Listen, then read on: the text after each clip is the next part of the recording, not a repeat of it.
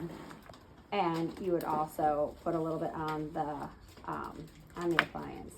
On the upper portion, you take a small round burr and you literally do lines on the slope and you do lines on the occlusal surface.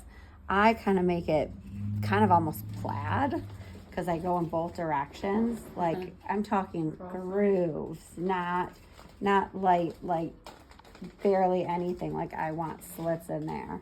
And then there's that sticky bonding adhesive that I think we still have. I usually put a light layer of that on there.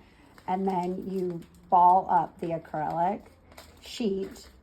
You add it here and across the occlusal.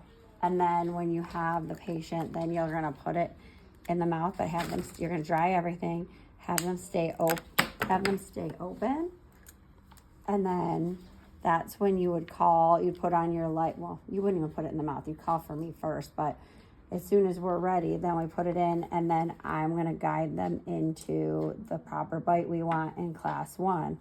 And then you're able to, like you see that gap now between the two blocks? That gets filled in with the acrylic and it matches the slope of the block so that it matches perfectly.